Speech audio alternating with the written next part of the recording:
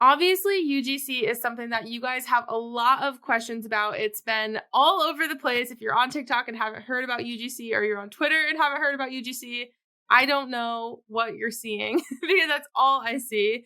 And I know that with UGC, there are a lot of travel opportunities that maybe aren't talked about as much. So today's episode, we're going to be talking all about UGC and also travel UGC with Chelsea here, who is just the queen of UGC. So Chelsea, thank you so much for being here.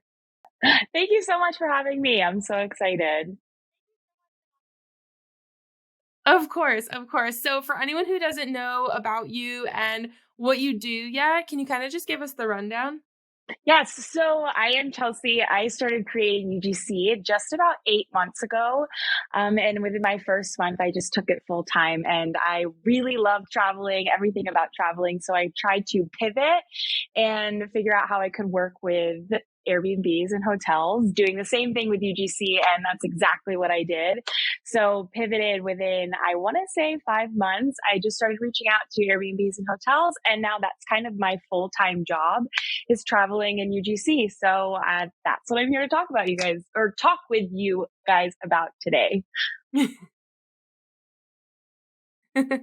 Yeah, I mean, you're kind of living the dream life. It sounds amazing. Like everyone, I think, if they have the opportunity, would probably be like, yes, I want to travel and like take amazing videos. Yeah. And that's kind of the dream. So, for people who are kind of looking to get into this, let's talk about like general UGC first. What would you say is like, what should creators know about landing UGC deals? Like, where have you been able to find the most success with just like general UGC? And what kind of tips do you have for creators there? Yeah. So when I first started, obviously I had no experience. And if you are just starting out, you're not going to have experience. So trying to land as many gifted deals as possible. That way you can start to build a portfolio for yourself.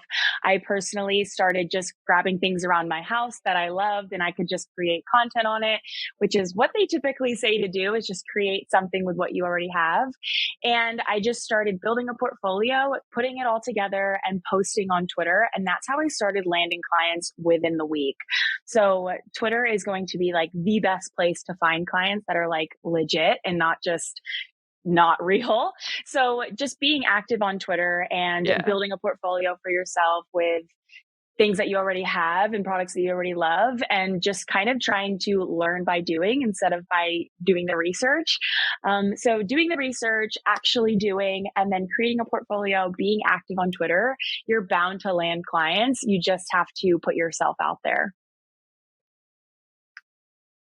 I'm really curious to hear too, because I know with Twitter, like I'm trying to be active on Twitter, but it kind of like falls last on my list of platforms. But with Twitter, I've seen so many like looking for UGC creators, and then there will be like a bazillion UGC creators responding. Are those the kind of posts that you're getting these jobs through? And if so, like how do you tell if they're legit or not? Yeah, so those are not the ways that I get jobs. And a lot of the time, they're not real. It's basically just them trying to build the Yeah. engagement on their Twitter account. So the way that I actually landed clients was by posting about my experiences, posting about my viral videos, posting my content, just being active, because a lot of brands and business owners use Twitter as a search engine to find creators like us.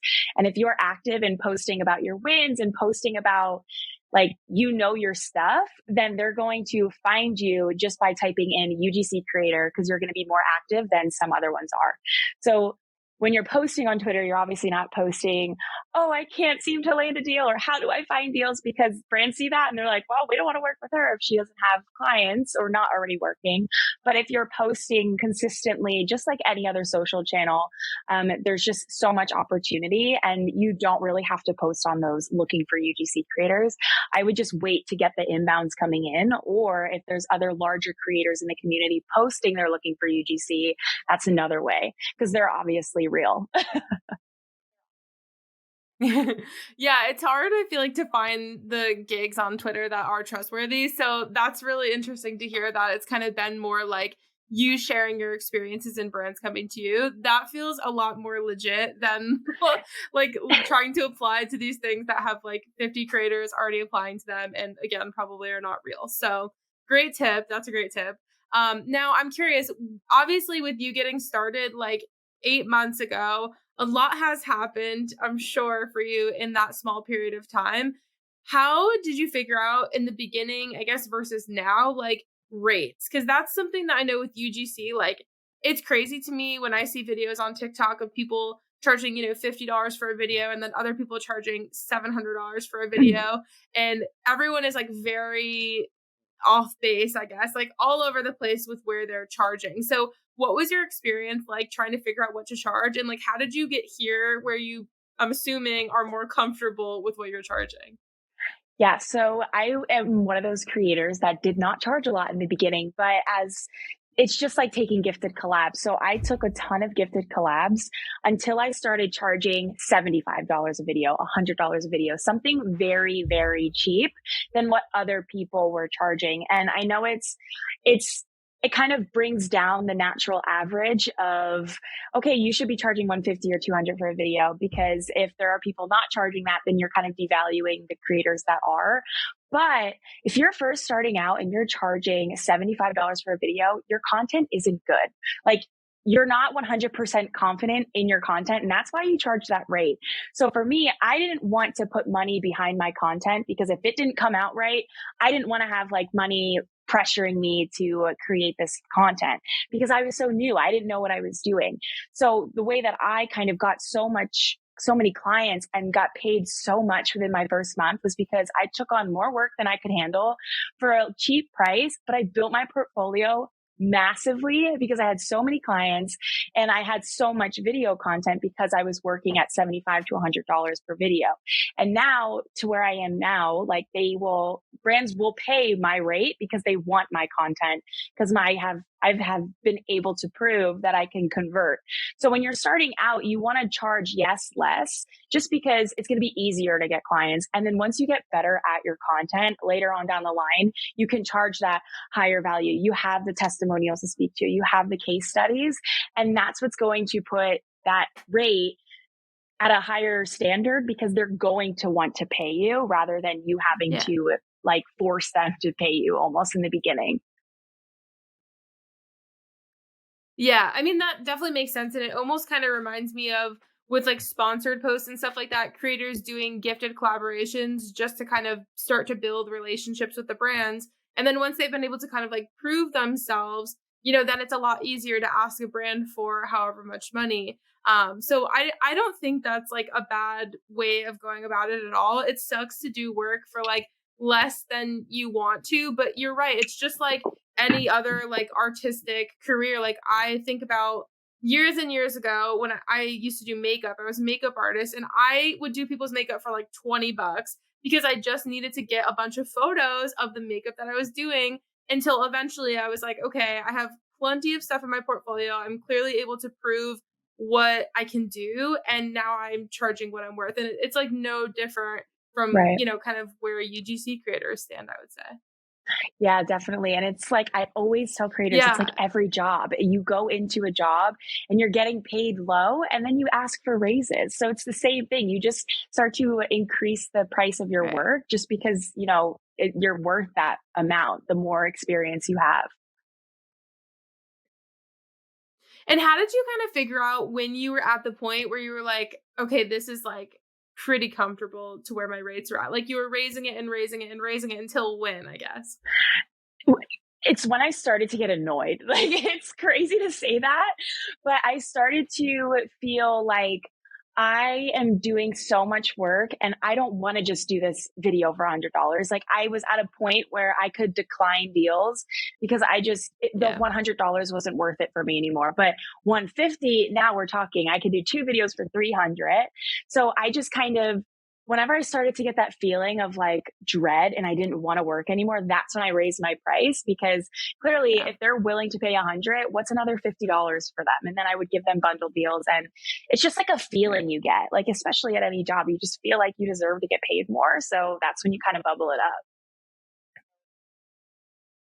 Yeah, I mean, I think it sounds funny, but it's really true. Like, are you at a point where you're like, this just isn't like worth it for me at this amount of money? And then, like, okay, it needs to go up until you feel like you are at a point where you're comfortable. So that makes total sense.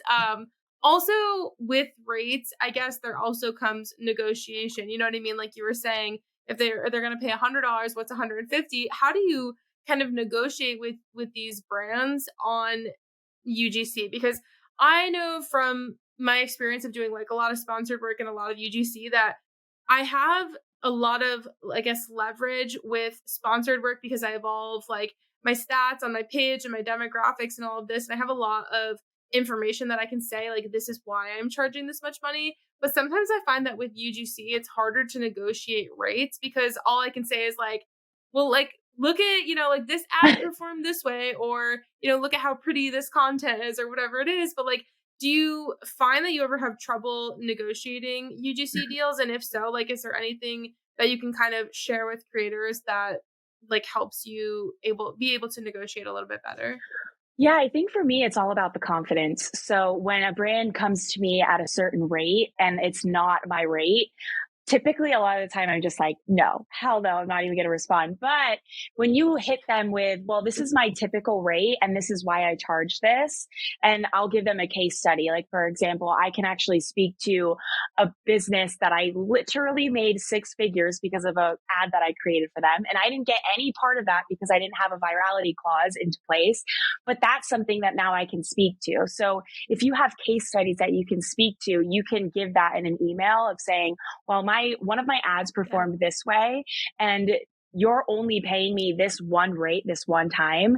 And if you can possibly make 6 figures from this one video, if it performs well. So you're just kind of telling them the value that you're giving again. And then I also link my portfolio yet again in another email. And I'm like, you can also refer back to my past results and my past analytics. And if this works for you, I'm happy to continue.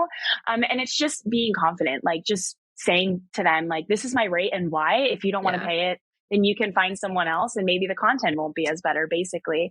And typically, if they're a larger brand, they come back and they're willing to work with you, just because if you have that case study, they want that too for their brand. So it's just being confident and kind of giving them results that you've already had. And I guess that actually kind of brings up a good question. I think having the case study, whether it's UGC or sponsored, is very, very smart because it just gives you more leverage. It's harder for them to like argue with your numbers. But I am curious, are you kind of like asking the brands, can you share the analytics with me so that I can use them in a case study? How are you, I guess, getting that information for a case study? Yeah. So typically in the email back and forth prior to us even working together, I always let them know I will be following up and asking how the content performed. And with that, I even sometimes put it in my my contract. So that way, when I do hit them back and they're not responding, I let them know, like, this was in the contract that we both signed. So you have to let me know those analytics, and then they get back. But that's never really happened to me where I've had to force it. A lot of the time I work with like independent e-com owners, and they're just always open and willing to send me that data because they want to show me that my content's working so I can get paid more. So it's typically a mutual beneficial relationship. And if you are doing really well, they want to tell you because most of the time they're going to want to come back and work with you. Yeah, that's a really good point. So I do want to kind of transition and talk a little bit about like travel UGC, because I mean, I think that's something that there are plenty of people who do it, but there's not like a lot of people who I've found that are like real experts and like doing it very frequently. So I need to ask you all of the questions while I have you here. So what would you say, like, what things should a creator do, or I guess know about, before they start to maybe travel or pitch travel opportunities? Yeah. So the biggest thing is that you don't need to be a travel creator. You don't need experience. You don't need a portfolio. You don't have to even have a travel niche. You just have to start pitching. And with that, you're pitching mostly your follower count, if you have one. And if you don't, if they have social media and you're already a UGC creator, you can use that to your advantage and let them know, like, you do this for companies. Now I'm pivoting to Airbnbs and short-term rentals to kind of do this, give you the same results, basically. So when I first started, I had no portfolio. I had, like, my niche was lifestyle Shein bikini content. Like it had nothing to do with travel. So I just started reaching out to Airbnb hosts, and I had less than 10,000 followers on TikTok. And I said that I would be in the area wanting to, create content for them, to have some viral content. And I'm like, pretty certain that it could perform well because I already post on TikTok. And I reached out to 8 within my first day, and 3 got back to me, and they were willing to have this content, because at the end of the day, paying for content nowadays, especially on social media, it's a pretty penny. So when you're just starting out, if you're just sharing that, like, if I can make a video go viral of your stay, then I could fully book you out for the next 2 or 3 months. And that's kind of invaluable, especially if they don't know how to post on social media. Right. And it's a good point too, because a lot of people who are Airbnb hosts, like, probably don't have any sort of social media experience. So like they do need the content if they're going to be trying to utilize social media. Exactly. So I think it's actually like kind of a genius, like little sub segment of UGC, because I do think that there's such a need for it versus like brands could probably, yes, they love UGC and everything, but realistically, they have people in-house that can help with it. Airbnb people probably don't. So I love that. Now, what does your typical pitch work with? So like you reached out to 8 brands, got 3 already ready to go responses. What do you kind of say in your pitch that's making brands, or I guess Airbnbs or hotels, so excited to work with you? Yeah, so it's actually really crazy because the first pitch I ever used, I kind of stuck with it because I just put myself in the shoes of like a host. Like, what would make me want to work with a random creator just reaching out, right? Yeah. So I put myself in their shoes, and I basically just gave them that urgency of like, I'm going to be in town and I need to create this content for your stay, and I want to send you this amazing opportunity. And then I would go into telling them a little bit about what I'm going to create and why it's going to help them. And then I would mention myself and like how I'm a creator for bigger businesses and brands and companies. And I create this content already, but now I'm pivoting to the travel and short-term rental business because there's not a ton of marketing in that aspect. So, and then I just basically was like, this is what I'm going to be doing when I'm there. I typically stay for 2 to 3 nights, and I do that call to action of, do you want to see any of the mood boards that I've created for your stay, and also some more content ideas that I have planned? Because then when they see that pitch, they're looking at that as, wow, this girl already created a mood board and she already has like ideas. Like, why don't I just respond and see what she has to say? And most of the time I would get responses of, we're not looking for it, we don't need it. Or they would say, oh yeah, like, can I see your mood board, or what content ideas are you like going to pitch? And as soon as you get that kind of response, that bite, they're basically willing to work with you. It's just a matter of now, how can I actually seal the deal and land this stay for free? And in the beginning, all I wanted to do this for was a hobby. I didn't plan on getting paid out of this. It just became something that I loved so much. And then I started to get that feeling of, well, this is a lot of time and energy and I need to get paid for this. And then I just started, doing packages, upselling, and then it just all worked from there. But basically it's just having a specific pitch unique to each host, obviously not copy pasting everything, but I want to say like 8 Airbnb pitches now that I actually sell, but all of them are like unique to someone who doesn't have experience, who does have experience, who has social media. Maybe the Airbnb has social media. So just like UGC, when you're pitching to a brand, you can't just copy paste, hey, I want to work with you and this is why. You have to say why you want to work with this specific person and what you can do for them. And that's what's going to make an I want to work with you too, we're going to work together kind of pitch. Yeah, I absolutely love that. I think it's really cool that the way you got started, you don't have like travel experience. You're just like, here's what's happening. Like, do you need the help? And it's definitely sounds like it's been working out for you really well. So that's really awesome. I'm curious to hear kind of more like logistically about travel UGC. So like you said at first, it was kind of like you weren't getting paid, you were just getting the stays. And then eventually you were like, this is a job, like time to get paid. How did you kind of like put packages together? Like, I guess, what do kind of like some of your average packages look like? Is everything UGC? Do you offer anything sponsored? Do you have different price points? Kind of like what does that look like? Yeah. So in the beginning, I was basically giving so much content away for free just because I wanted to. Obviously, I'm at this Airbnb already and I just want to get content there because that's why I'm there. And I'm Yeah. there because I want to travel. So you're already taking the content. So in the packages that I was offering, I was simply just saying that I was going to give about 8 to 10 Airbnb photos just of their stay, and then about 8 to 10 lifestyle photos with me in it that they can repurpose on their website, their socials.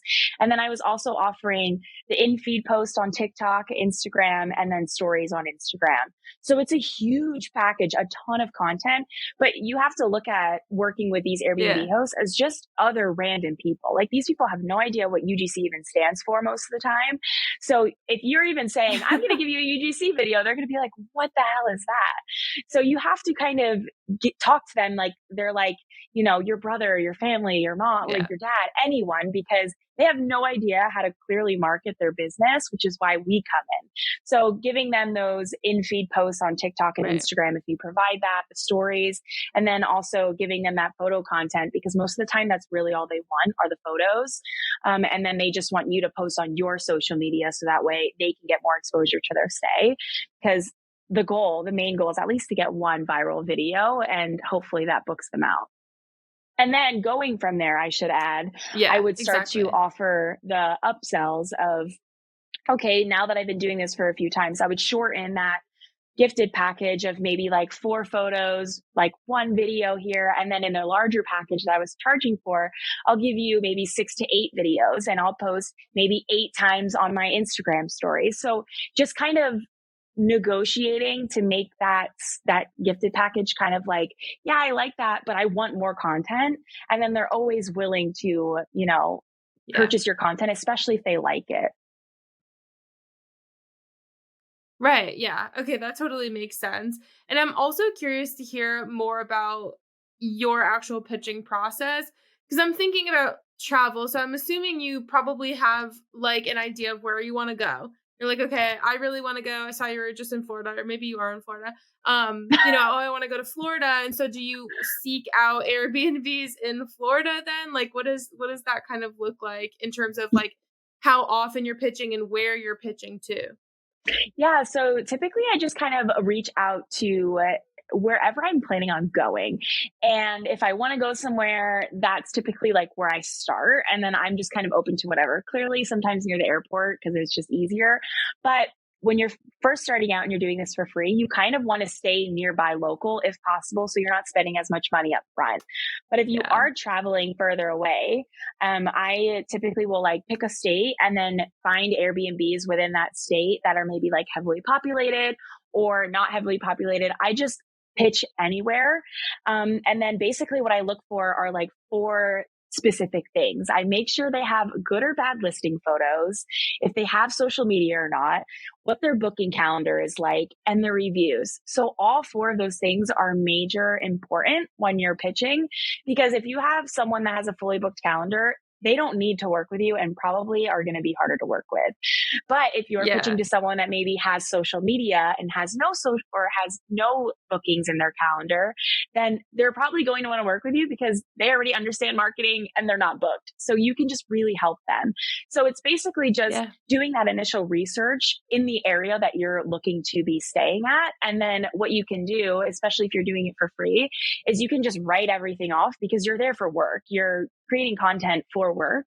So that flight, that car, Right. like that's all a write off because you're not just going for vacation, you're actually going to work. So it works out in your favor, especially when you work for yourself.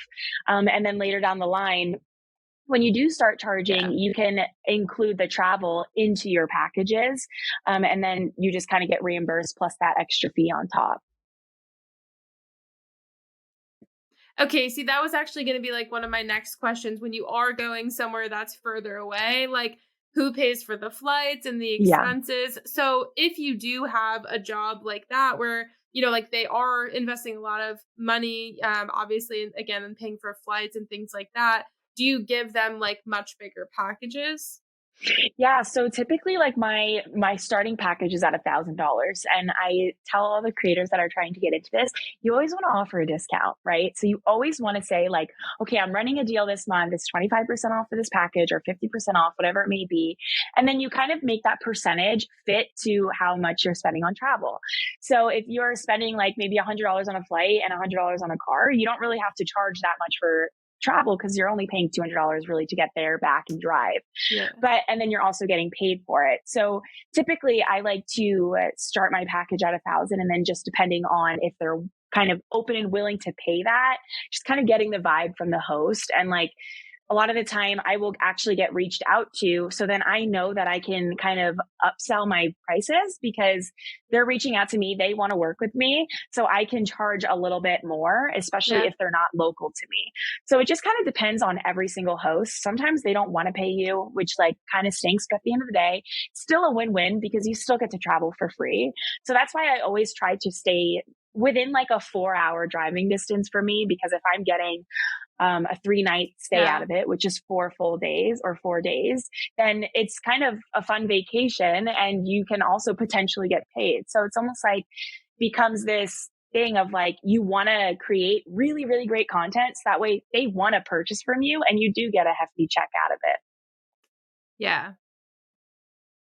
Yeah, do you ever find yourself like on these jobs where maybe it's not like a ton that they've agreed to, you go there and you shoot like a ton of extra content, and then after you present it to them, like, here's all this extra stuff, you can have it if you want it, like it's right in front of your face?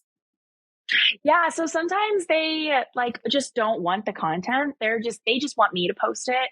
So a lot of the time they'll be like, the content like does look great, but we don't need it because we don't really have social media. So they'll ask me like what my rate is to continue posting on my social media. So I'll just tell them like, I'll give them a rate that kind of just like works for me to continue posting and marketing their stay. That just makes sense because you just think of it as like a sponsored post. If you're marketing their stay and then putting that link in your story or your bio or the post.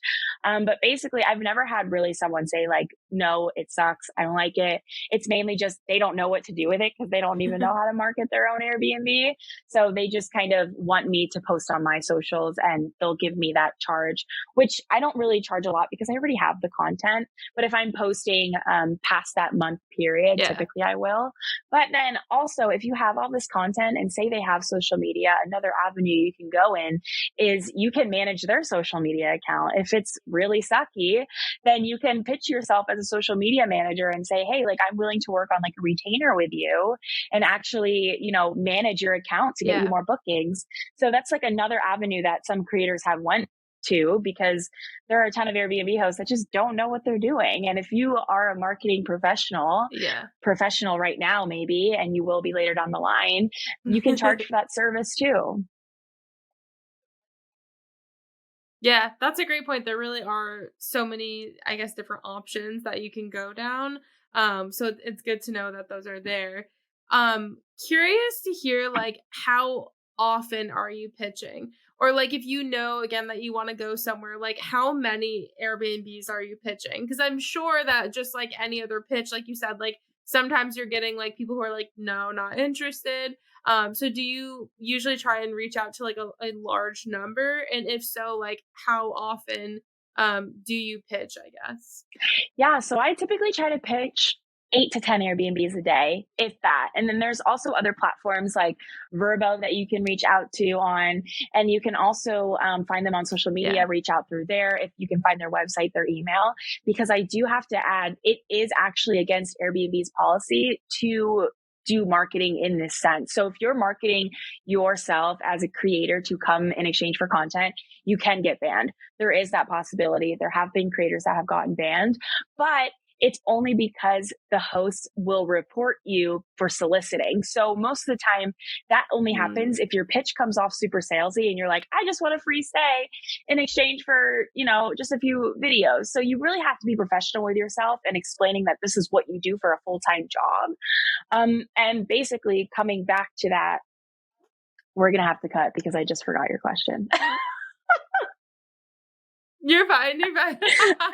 I was just asking, like, how often do you pitch? Okay. Yes. Okay. Thank you so much. And so basically, So basically, I will be pitching 8 to 10 Airbnbs a day just on the platform. And really, that's it. So they'll respond basically right away, because on Airbnb, they have to actually respond within a certain period of time, or it affects the response rate. So it's honestly kind of nice that Airbnb does that, because, if you are reaching out to them and they just don't respond, it hurts them. So they're going to respond regardless. And I personally just don't like to respond to more than that amount, because it almost feels like if I'm getting all no's, it's kind of hurtful for my heart. So I just keep it nice and slim, and I'll do that like every single day. And if everyone says no the first day, then there's just something wrong with my pitch. Something needs to happen. But you want to make sure that every pitch that you're sending is super unique. So it's going to take time to craft that perfect pitch for each host. So I would say to not kind of exceed that amount. Yeah, that's fair. And actually, my next question was going to be like, how do you actually reach out to those Airbnb hosts? So like, if you can find some way to contact them off of Airbnb, it sounds like that's the avenue you usually go down. But if you are going to do it on Airbnb, you're just like super, super careful with it. Yes. So I typically do Airbnb. That's where I reach out. Also Vrbo, I'll reach out on there as well. It's not as popular as Airbnb, but still an option. And then on social media. So I'll find them on Instagram mainly. I'll type in like the city that I'm going to stay at with Airbnb. So it's like kind of SEO. And then it'll pull up all of those Airbnbs in the area. And then I'll kind of follow them. I'll like their content a little bit. And then I'll not reach out that same exact few minutes, because you don't want to seem like you're just following them and then messaging them about working with them. But you want to, kind of warm up the account to that way, you're kind of just warming it up, and then you message them in like 2 to 3 days, letting them know that you want to work with them. So there's a couple different ways you can reach out, especially if you want to avoid getting banned on Airbnb, if that's scary for some creators. And you can also find them online. You can Google them, find their websites, and go that route as well. So that way you're not really soliciting on that. Yeah. Okay, that's really good to know. I mean, that's like a pro tip right there, because I wouldn't have even thought about getting kicked off of Airbnb. So that is definitely very helpful, I'm sure, for everyone listening. I want to lastly kind of talk about, I'm sure at this point, again, like you have worked with so many companies, you've worked with so many Airbnbs that you have built up this portfolio of work. Now when you are reaching out to brands, I'm sure you're also sharing like a portfolio with them. If that's the case, I'm curious to hear like what tips you might have for creating a UGC travel portfolio that has worked for you to, really catch the attention of the Airbnbs that you're reaching out to. Yeah, so basically my portfolio for travel is totally separate from my UGC portfolio. So my UGC is just UGC, and then my travel is just travel. And the reason why is because if I send a portfolio / website to an Airbnb host and they see all this like content for brands, they're going to be like, what is going on? That has nothing to do with me. I don't want to work with it. So if you have something just specific to Airbnbs, basically my process is I just say a little bit about who I am, that first slide. And then I have all of my hyperlinks to my channels. So I have my Pinterest, my Instagram, my Twitter, my YouTube, all that good stuff. Anything that I can, use as leverage to work with them. And then basically my like results page, or not really my results page, but my like past work is all just Airbnbs and hotels that I've worked at. So for each slide, and it's my top performing one. So not just every single one that I work with, because I don't want like a whole website full of all this random content, but basically I'll have like 4 to 5 different stays on there.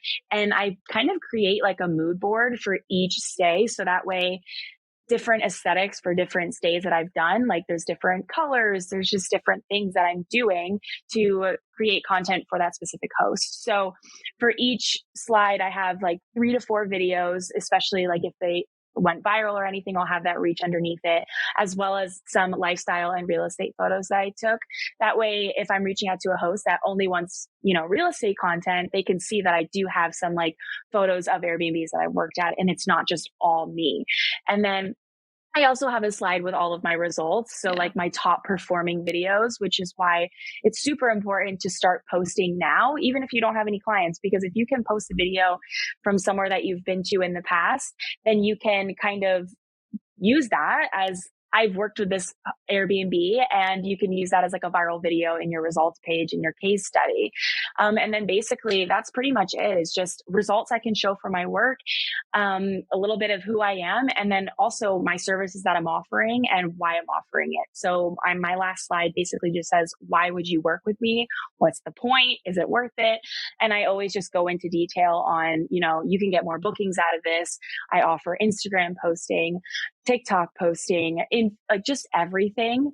And that way, if they're kind of confused or just kind of have no idea what I'm going to be doing when I'm there, everything on my website explains it to them. And also, pro tip, if you really want to know, do not say this is my portfolio. I've noticed I've been turned down because I've said portfolio.